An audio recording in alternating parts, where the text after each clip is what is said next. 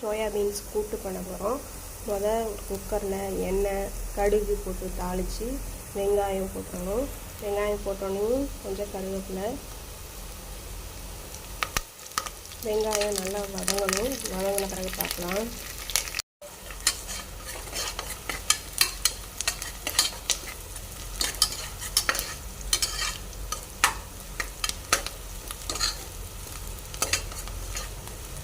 வெங்காயம் கொஞ்சம் நல்லா வதங்கினதுக்கப்புறம் தக்காளி போட்டுக்கலாம். வெங்காயம் நல்லா இந்த அளவுக்கு வதங்கினதுக்கப்புறம் இப்போ தக்காளி போட்டுக்கலாம்.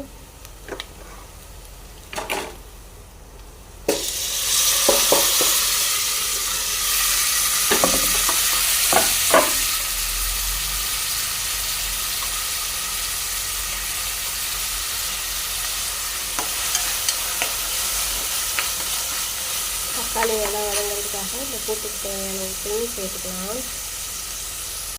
தேவையான உப்பு போட்டுக்கலாம்.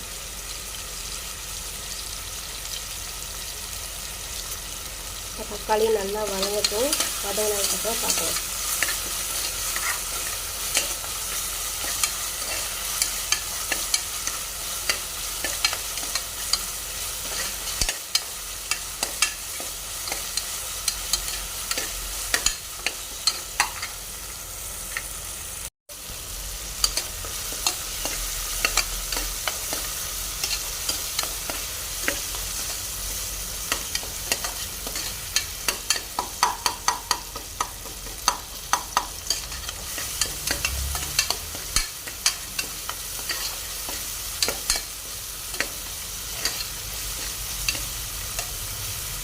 தக்காளி நல்லா வதங்கிடுச்சு.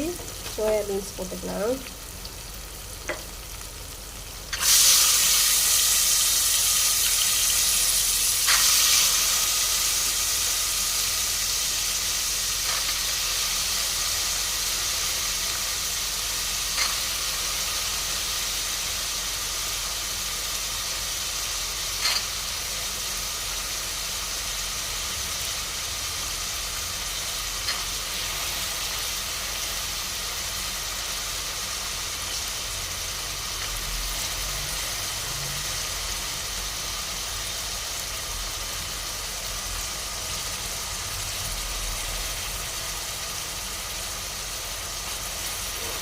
சோயா பீன்ஸ்லாம் போட்டாச்சு. ஒரு 2 நிமிஷம் நல்லா கிளறி வச்சுட்டு குழம்பு மிளகாத்தூள் போட்டுக்கலாம்.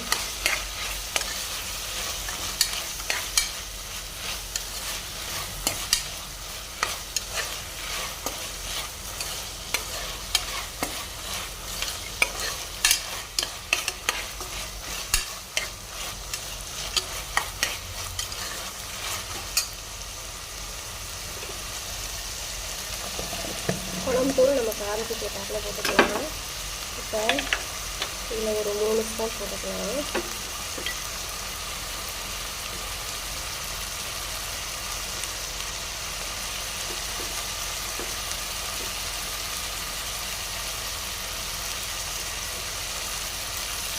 அதை நல்லா போட்டு வதக்கிட்டு கொஞ்சம் தேவையான அளவுக்கு கூட்டுக்கு தேவையான பயிர் வேகிற அளவுக்கு தண்ணி ஊற்றிக்கலாம். எண்ணெயில் கொஞ்சம் இந்த மிளகாப்பொடி போட்டு வதக்கிக்கலாம். குழம்பு தூளை போட்டு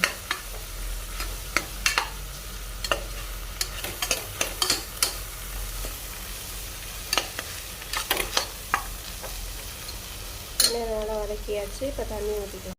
1 டம்ளர் அளவுக்கு தண்ணி ஊற்றிருக்கேன். இது ஒரு 5 விசில் வரட்டும். 5 விசில் எங்கள் குக்கரில் 5 விசில், உங்கள் குக்கருக்கு ஏற்றாப்புல வச்சுக்கோங்க. 5 விசில் வந்த பிறகு பார்க்கலாம். இப்போ 5 விசில் முடிஞ்சிருச்சு. குக்கரை ஓப்பன் பண்ணிக்கலாம்.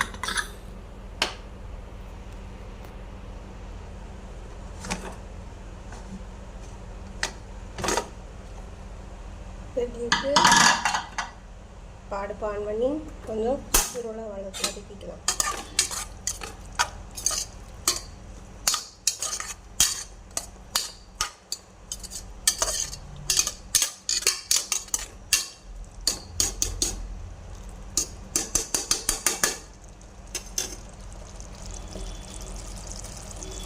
நல்லா கொதிக்கணும். கொதித்து தண்ணி இல்லாமல் வற்றின பிறகு ஆஃப் பண்ணிடலாம். மாதிரி திக்காயிட்டுருக்கு.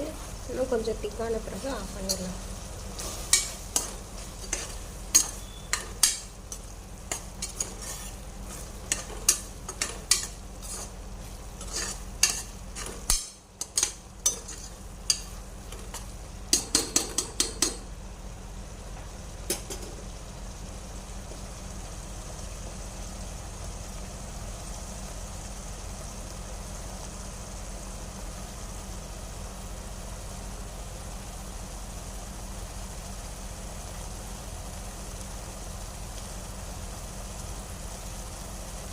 இப்போ லேசாக எண்ணெய் பிரிய ஆரம்பிச்சிருக்கு. இன்னும் கொஞ்சம் நேரத்தில் ஆஃப் பண்ணிடலாம்.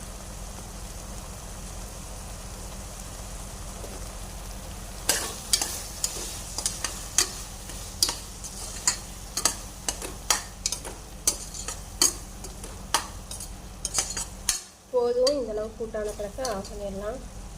சுவையான சோயா பீன்ஸ் கூட்டு ரெடி. இப்போ சோயா பீன்ஸ் கூட்டோட கிட்ஸ் லஞ்ச் பாக்ஸ்க்கு லெமன் ரைஸ். இன்றைக்கி தான் எங்கள் வீட்டில் லஞ்ச் வேணும், கிட்ஸுக்கான லஞ்ச் வேணும்.